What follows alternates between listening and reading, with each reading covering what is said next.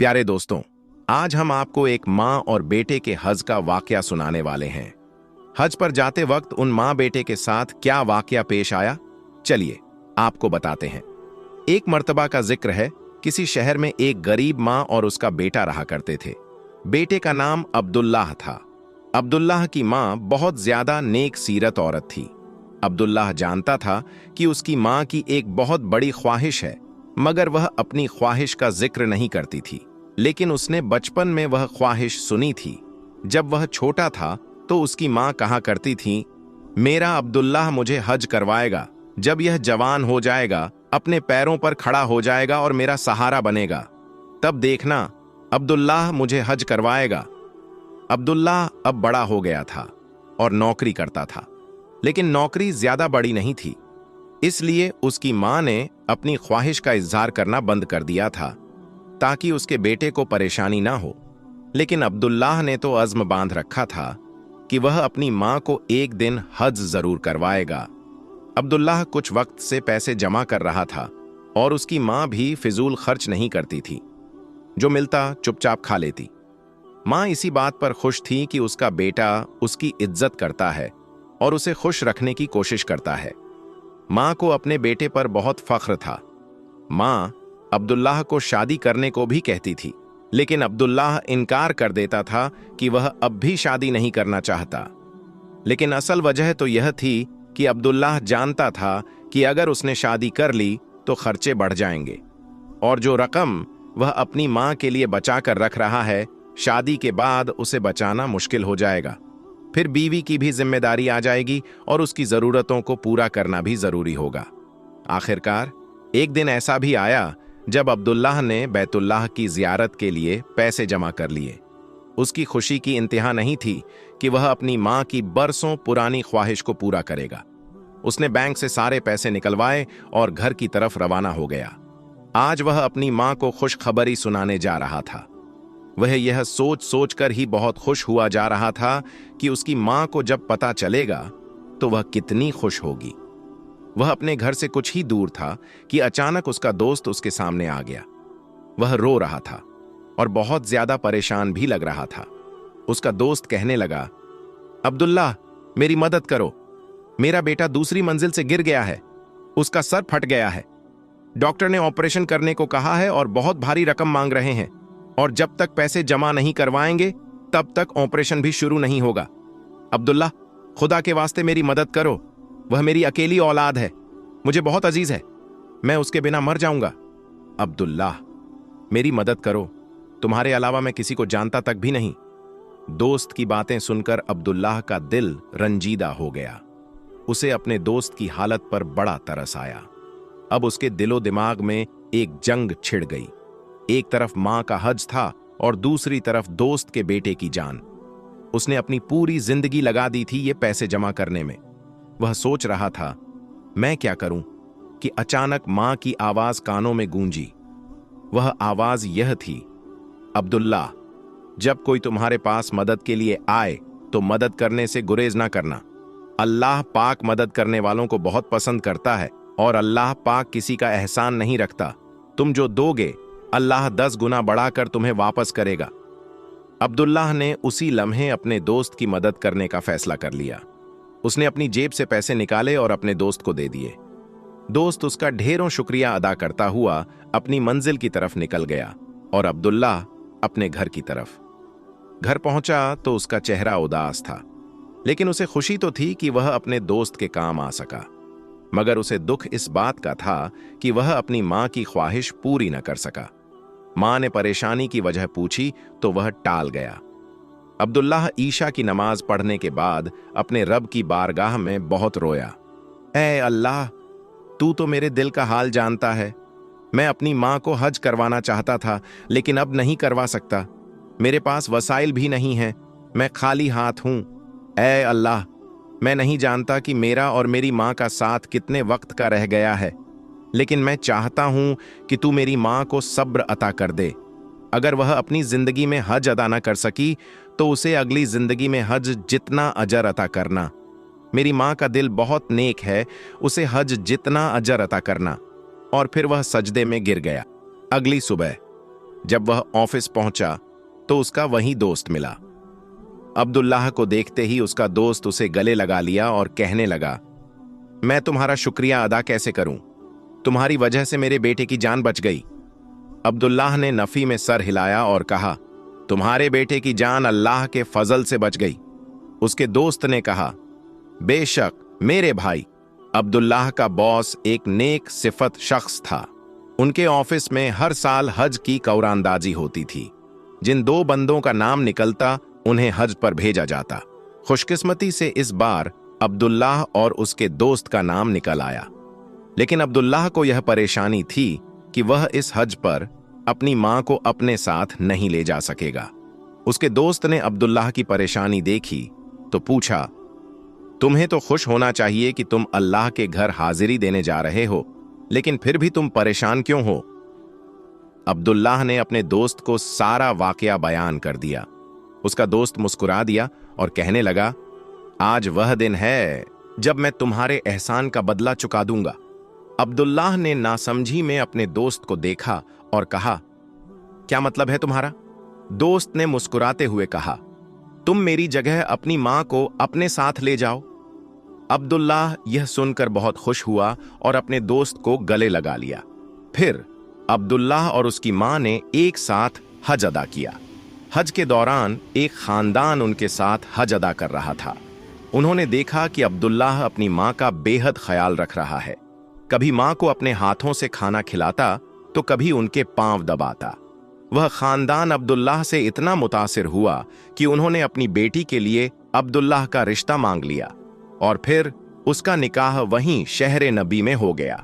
सुभान अल्लाह। प्यारे दोस्तों, अगर वीडियो पसंद आई हो तो वीडियो को लाइक करें, चैनल को सब्सक्राइब करें और इस वीडियो को सवाब की नीयत से जितना हो सके उतना शेयर कर दें, क्योंकि हदीस पाक में वाजे तौर पर यह बताया गया है कि दीन ए इस्लाम की बातों को दूसरों तक पहुंचाना सदका ए जारिया है।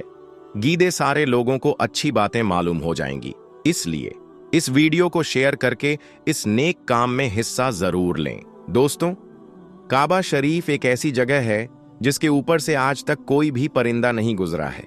दुनिया भर के किसी भी एयरलाइंस का कोई भी जहाज आज तक काबा शरीफ के ऊपर से नहीं गुजर पाया है। कुदरती तौर पर अल्लाह ताला ने काबा शरीफ की दिशा ही ऐसी रखी है कि कभी भी चांद और सूरज भी काबा शरीफ के ऊपर से नहीं गुजर पाए हैं।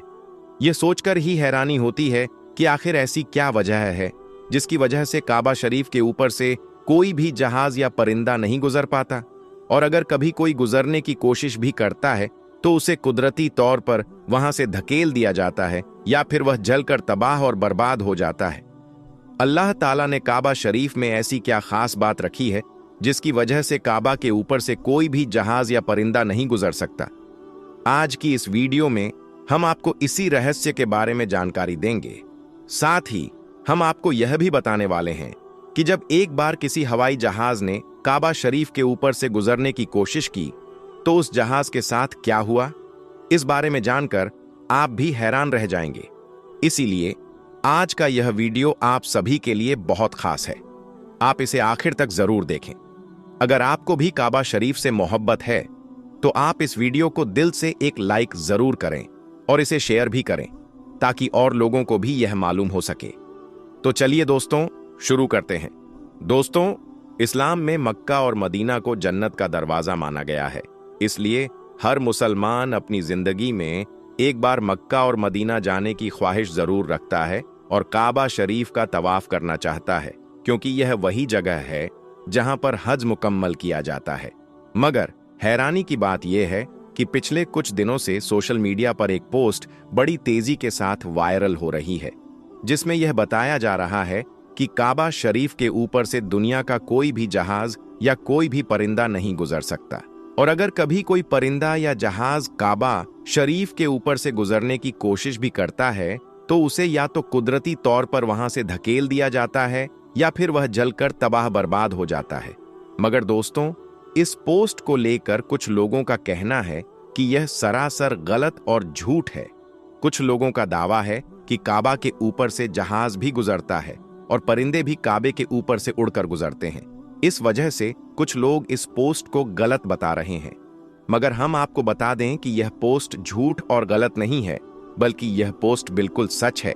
आज तक कोई भी जहाज काबा शरीफ के ऊपर से गुजर नहीं पाया है। दोस्तों, आप सोच रहे होंगे कि आखिर ऐसा क्यों होता है। अल्लाह ताला ने काबा शरीफ में ऐसी क्या खास बात रखी है? अल्लाह ने काबा शरीफ में अपनी ऐसी क्या कुदरत डाली है जिसकी वजह से कोई भी परिंदा काबा शरीफ के ऊपर नहीं जा पाया है और ना ही कोई परिंदा काबा के ऊपर उड़ पाता है? अल्लाह ने अपने घर काबा में ऐसी क्या कुदरत रखी है जिसकी वजह से काबा के ऊपर से गुजरने वाला जहाज हो या परिंदा, उसे कुदरती तौर पर वहां से धकेल दिया जाता है, या फिर वह जलकर खाक हो जाता है, या फिर वह काबा शरीफ की लाइन से अपने आप ही दूर हो जाता है। दोस्तों, क्या आपको यह मालूम है कि काबा शरीफ की तादाद 2 है? एक तो काबा शरीफ मक्का में है और दूसरा काबा शरीफ के ठीक ऊपर सीधा जन्नत में मौजूद है, जिसको रिवायतों में बैतुल मामूर कहा गया है, जहां पर हर वक्त 7 लाख फरिश्ते दिन रात तवाफ करते रहते हैं। अब दोस्तों, आपको 3 बड़ी वजह बताते हैं जिसकी वजह से मक्का शरीफ के ऊपर से कोई भी जहाज या परिंदा नहीं गुजर पाता, यानी कि काबा के ऊपर से परिंदा या जहाज के ना गुजर पाने की 3 बड़ी वजह। पहली वजह यह है कि काबा शरीफ को दुनिया का सेंटर माना गया है, यानी कि काबा दुनिया के बीचों बीच मौजूद है। आज साइंस ने भी इस बात को कबूल किया है कि मक्का में बना काबा दुनिया के सेंटर में मौजूद है। इसी वजह से काबा शरीफ दुनिया के सेंटर में होने के कारण सबसे ज्यादा ग्रेविटी काबा शरीफ के ठीक ऊपर और नीचे होती है। इसी कारण अगर कोई परिंदा या हवाई जहाज काबा शरीफ के ऊपर से गुजरने की कोशिश करता है तो ग्रेविटी की वजह से वह परिंदा या हवाई जहाज अपने आप ही काबा शरीफ की लाइन से दूर हो जाता है। इसका मतलब यह हुआ कि काबा शरीफ के ऊपर से कोई भी चीज, चाहे वह परिंदा हो, हवाई जहाज हो या फिर कोई और चीज हो, अल्लाह की कुदरत से अपने आप ही काबा शरीफ के ऊपर से हट जाती है और उस चीज को कुदरती तौर पर वहां से धकेल दिया जाता है, यानी कि उसे अल्लाह की कुदरत से हटा दिया जाता है। यही वजह है कि काबा के ऊपर से कोई भी परिंदा या हवाई जहाज नहीं गुजर पाता। अगर कभी कोई परिंदा या हवाई जहाज काबा के ऊपर से गुजरने की कोशिश करता है तो उसे वहां से धकेल दिया जाता है या फिर वह जलकर खाक हो जाता है। आप इसको ऐसे समझ सकते हैं कि अगर हमारे पास एक चुंबक है और उस चुंबक के पास किसी लोहे की चीज को लेकर जाते हैं तो वह चुंबक अपने आप ही उस लोहे की चीज को अपनी तरफ खींच लेता है और वह उससे चिपक जाता है। उसी तरह अगर कोई भी चीज काबा के ऊपर आती है तो ग्रेविटी की वजह से कुदरती तौर पर ही हट जाती है। दोस्तों, यही वजह है कि सऊदी सरकार ने काबा शरीफ के ऊपर से हवाई जहाज के गुजरने पर सख्ती से पाबंदी लगा रखी है। इसी वजह से किसी भी किस्म का हवाई जहाज आज तक काबा के ऊपर से गुजर नहीं पाया है। दोस्तों, दूसरी बड़ी वजह यह है कि आप जानते होंगे कि मक्का और मदीना में गैर मुसलमानों का जाना मना है, यानी कि गैर मुसलमान मक्का और मदीना में नहीं जा पाते हैं। इसलिए कोई भी मुसलमान अगर हज करने या उम्रा करने के लिए जाता है तो उसका जहाज सबसे पहले रियाद शहर में उतरता है, यानी कि उन सबको सबसे पहले रियाद में ले जाया जाता है, फिर उन्हें बसों या ट्रेन में भरकर मक्का और मदीना ले जाया जाता है, क्योंकि अल्लाह पाक ने कुरान पाक में गैर मुसलमानों के लिए पाक जमीन मक्का में दाखिल होने पर पाबंदी लगा रखी है। और इसके अलावा भी ऐसी बहुत सी आयतें मौजूद हैं जो यह साबित करती हैं कि गैर मुसलमान मक्का और मदीना में दाखिल नहीं हो सकते। इसलिए किसी भी हवाई जहाज को मक्का की सरजमीन में दाखिल होने से रोका जाता है, क्योंकि हो सकता है कि किसी हवाई जहाज में कोई गैर मुसलमान भी मौजूद हो और वह गलती से मक्का में दाखिल हो जाए। इसी वजह से सऊदी हुकूमत ने सख्ती से दुनिया भर की एयरलाइंस पर इसके लिए रोक लगा रखी है, यानी कि तमाम एयरलाइंस के लिए नो फ्लाई जोन करार दिया गया है। इसके अलावा एक वजह यह भी है कि जिन इलाकों में तेल या रिफाइनरी मौजूद होती है वहां पर भी किसी भी फ्लाइट या हवाई जहाज को गुजरने की इजाजत नहीं मिल पाती, क्योंकि ऐसी जगह पर अगर कभी कोई हवाई जहाज गिर जाए तो आप सोच सकते हैं कि कितना बड़ा हादसा हो सकता है। मक्का शरीफ तो दुनिया की सबसे अहम जगहों में से एक है। इसी वजह से सऊदी सरकार ने काबा शरीफ के ऊपर से गुजरने वाली हवाई यातायात पर पूरी तरह से सख्ती से पाबंदी लगा रखी है। यह भी सऊदी हुकूमत की सख्ती और सतर्कता है कि आज तक कोई भी हवाई जहाज काबा शरीफ के ऊपर से नहीं गुजर पाया। दोस्तों, अगर हकीकत में देखा जाए तो काबा शरीफ सबसे पाक और मुकद्दस जगह है और यहां आकर दुनिया का हर मुसलमान अल्लाह की इबादत में मशगूल हो जाता है। ऐसे में अगर हवाई जहाज वहां से गुजरने लग जाए तो मुसलमानों की इबादत में खलल पैदा हो जाएगा। इसीलिए काबा के ऊपर से हवाई जहाज को गुजरने की इजाजत नहीं दी गई है।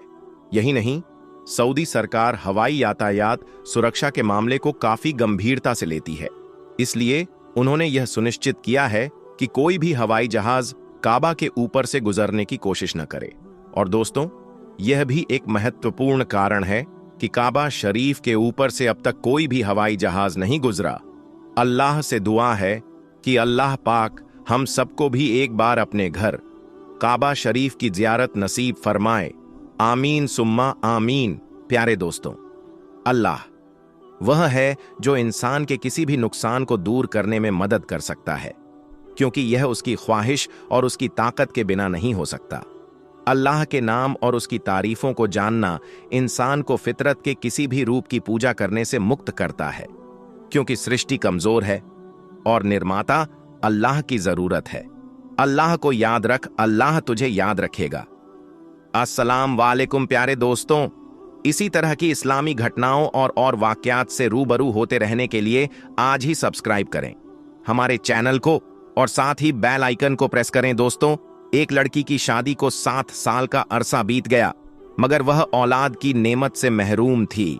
उसके घर में कोई औलाद नहीं हुई थी। इसके खानदान और दोस्तों में जितनी भी इसके साथ की लड़कियां थीं, वह सब कोई 2, कोई 3 और कोई 4 बच्चों की मां बन चुकी थी। इस लड़की की बहुत हसरत थी कि अल्लाह इसकी भी गोद भर दे। यह लड़की किसी से कुछ नहीं कहती थी, लेकिन दिल ही दिल में अल्लाह से दुआ मांगा करती थी, या अल्लाह मुझे भी ये खुशियां दिखा दे। दोस्तों, इस लड़की की सारी सहेलियां, यहां तक कि इसके ससुराल में जितनी शादी इसके बाद हुई थी, वह सब साहिबे औलाद हो चुके थे। जहां इस लड़की को ससुराल वालों की चुभती हुई नजरों और सवालों का सामना करना पड़ता, वहीं वह खुद भी हर पल अपनी सूनी गोद की वजह से दुखी और परेशान रहती। उसने हिम्मत करके अपना चेकअप भी करवाया, लेकिन यह चीज देखकर और भी ज्यादा तकलीफ होती कि रिपोर्ट में डॉक्टर ने बताया था कि औलाद होने की उम्मीद नहीं है, जिस वजह से वह हर वक्त दुखी रहने लगी। मगर दिल में एक उम्मीद भी रहती कि अल्लाह चाहे तो कुछ भी नामुमकिन नहीं।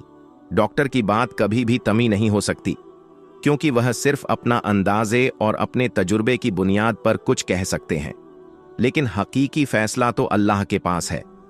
लड़की का दिल अगर बहुत ज्यादा उदास होता तो वह छुपकर अपने कमरे में जी भरकर रो लेती थी। कोई भी इसकी तकलीफ को समझ नहीं पा रहा था कि वह औलाद ना होने की वजह से खुद कितनी तकलीफ से गुजर रही है। ससुराल वाले तो बातें बनाते ही थे, लेकिन रिश्तेदारों और पड़ोसियों की बातें जलती पर तेल का काम किया करती थीं, और उसकी सास कुछ बातें बाद में कर देती, जिन्हें सुनकर उसका दिल चाहता था कि वह मर जाए या उन लोगों से कहीं दूर चली जाए, क्योंकि उन लोगों की बातें दिन बदिनी ही चली जा रही थी। लेकिन उसे उम्मीद थी तो सिर्फ अल्लाह पाक से। वह हर नमाज में रो रोकर बस अल्लाह से एक ही फरियाद करने लग गई कि वह उसे औलाद की नेमत से नवाजे। जैसे जैसे लोगों के ताने बढ़ रहे थे, उसी तरह उसकी इबादत भी बढ़ रही थी। वह बस अल्लाह की रहमत की आस में थी कि कब उसकी दुआ कबूल होती है। वक्त गुजरने के साथ जबक देवरानी के यहाँ चौथे बच्चे ने जन्म लिया तो इसकी सांस के तानों में और भी शिद्दत आ गई कि तू तो बांझ है, मेरा बेटा बे औलाद रहेगा। आखिर मेरे बेटे का कसूर क्या है जो यह बांझ पल्ले पड़ गई। एक दिन वह अपने देवर के बच्चे को गोद में लेकर प्यार कर रही थी कि न जाने उसके दिल में क्या हुआ कि वह बच्चे को वहीं पर लेटा कर अपने कमरे में आई और इतना रोई कि सब घर वाले जमा हो गए।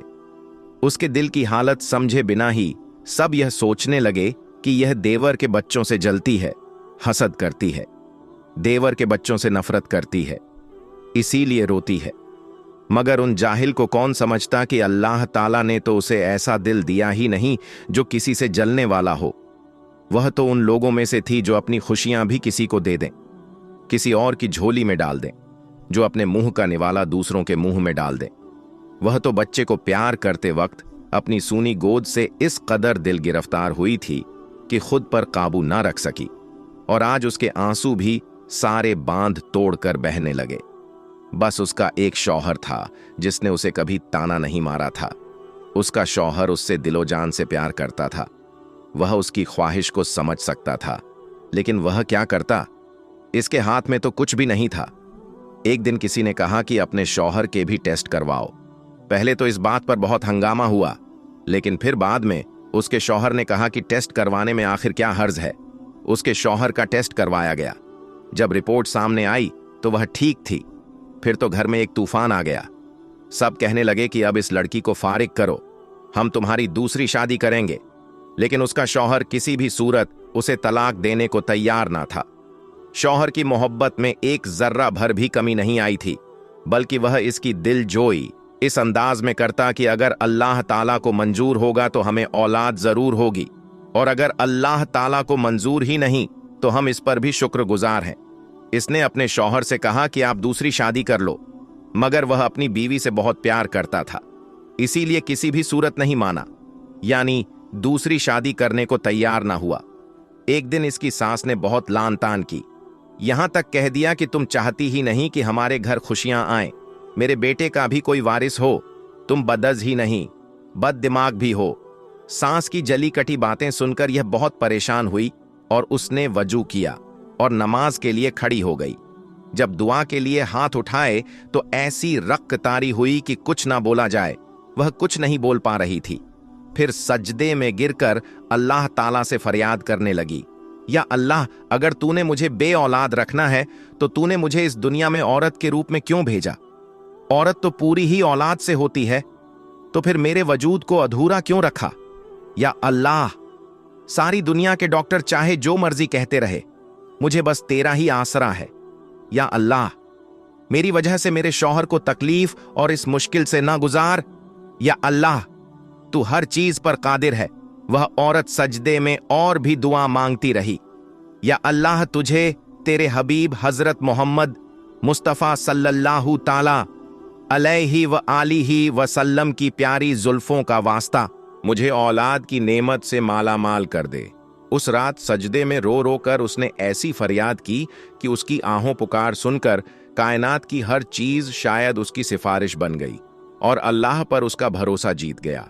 और फिर चंद हफ्तों के बाद वह हुआ जिसकी किसी को भी उम्मीद ना थी। डॉक्टर बार बार उसकी रिपोर्ट देख रहे थे। फिर उसकी जिंदगी की नबील सुनाई गई कि वह मां बनने वाली है। यह सुनते ही उसने बिना किसी की परवाह किए वह अस्पताल के फर्श पर ही सजदा रेज हो गई और अल्लाह ताला का शुक्र अदा किया। या अल्लाह, तेरा शुक्र है, तेरा कर्म है मुझ गुनहगार की, तूने सुन ली तो दोस्तों, चाहे कुछ भी हो जाए, कभी भी किसी भी हालत में मायूस नहीं होना चाहिए। बेशक अल्लाह ताला जो चाहे वह कर सकता है।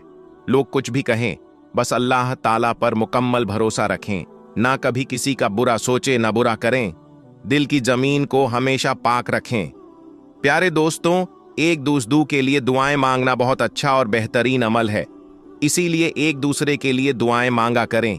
एक शहर में एक छोर रहता था जो अपने काम में बड़ा ही माहिर था।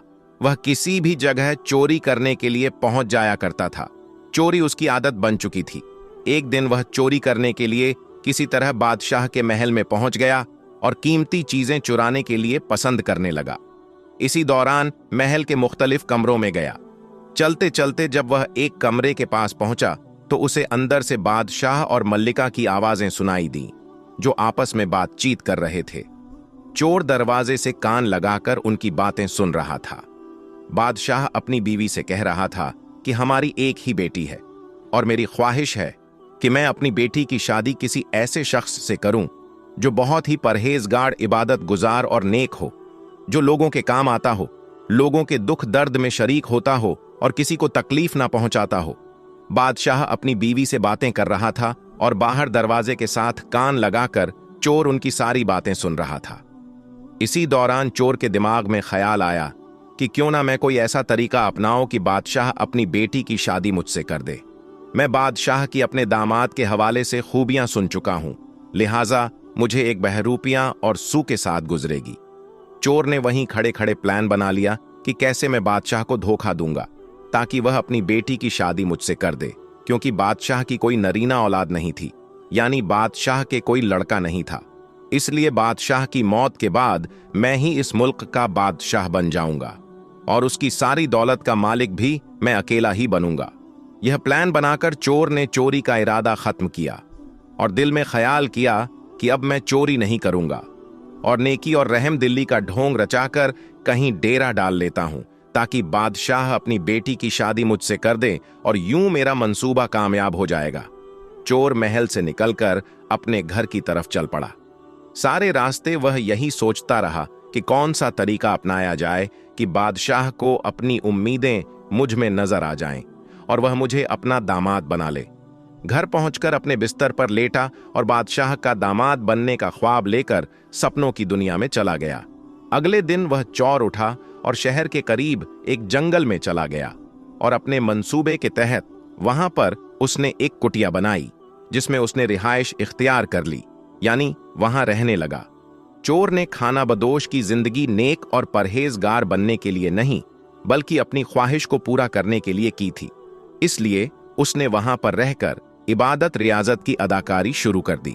उस जंगल में आने जाने वाले शिकारी जब उस कुटिया में एक शख्स को इबादत व रियाजत में मसरूफ देखते तो उससे बड़ा मुतासिर होते और शहर जाकर उसकी बातें करते। यूं आहिस्ता आहिस्ता उस चोर की बहुत शोहरत होने लगी, जिसकी खबर बादशाह सलामत को भी हो गई कि जंगल में एक बहुत ही नेक परहेज गाड़मुत की इबादत गुजार शख्स है जो दुनिया वालों से दूर अपनी अलग ही दुनिया बसाए हुए हैं। बादशाह ने अपने कारिंदे को उस शख्स की खबर लेने के लिए भेजा तो उन्होंने वापस आकर बादशाह को सारी सूरतें हाल से आगाह किया कि कुटिया में मौजूद फकीराना लिबास में मतलब उस शख्स हर वक्त इबादत में मसरूफ रहता है। बादशाह ने अपनी बीवी से उस शख्स के हवाले से बात की कि शहर के करीब जंगल में एक ऐसा शख्स मौजूद है जो मेरी उम्मीदों पर पूरा उतर रहा है, क्योंकि वह बहुत ही इबादत गुजार, परहेजगार और नेक इंसान है और हमें ऐसे ही किसी शख्स की तलाश थी जिसे मैं अपना दामाद बना सकूं। मल्लिका ने कहा कि अगर ऐसा शख्स मिल गया है तो आप देर ना करें, कहीं ऐसा ना हो कि वह शख्स हमसे दूर चला जाए और यह सुनहरा मौका हमारे हाथों से निकल जाए। आप अपना पैगाम फौरन उस शख्स के पास पहुंचा दें। अगले दिन बादशाह ने वजीर को बुलाया और उसे अपनी ख्वाहिश के हवाले से बताया कि मैं चाहता हूं कि मेरी बेटी की शादी किसी ऐसे शख्स से हो जो कि परहेजगार, नेक और इबादत गुजार और खिदमत खल्क का जज्बा रखता हो और मेरे बाद बादशाहत के काम अच्छी तरीके से अंजाम दे सके। अब मुझे एक ऐसा शख्स मिल गया है, इसलिए तुम उसके पास जाओ और मेरा पैगाम उस तक पहुंचा दो। बादशाह के हिदायत के मुताबिक वजीर जंगल की तरफ रवाना हो गया। कुटिया में पहुंचकर उसने चोर को देखा जो एक परहेजगार और नेक बंदे का बहरूप धारे बैठा हुआ था। वजीर काफी देर तक उसे इबादत में मग्न देखता रहा। काफी देर बाद चोर ने आने की वजह पूछी तो वजीर बोला कि मैं आपके पास बादशाह सलामत का एक पैगाम लेकर आया हूं। बादशाह की एक ही बेटी है जिसकी शादी वह किसी नेक परहेजगार इंसान के साथ करना चाहता है जो दिन रात तकवा और परहेजगारी में मसरूफ रहता हो, इबादत करता हो, लोगों का भला चाहता हो। लिहाजा आपकी शोहरत सुनकर बादशाह सलामत ने पैगाम भेजा है कि आप उनकी बेटी से शादी कर लें। चोर यह सुनकर कुछ देर के लिए खामोश हो गया। चोर ने यह बहरूपियां जत में इसी वजह से मसरूफ रहा था, नेकी और परहेज गाड़ी के कामों में लगा रहता था।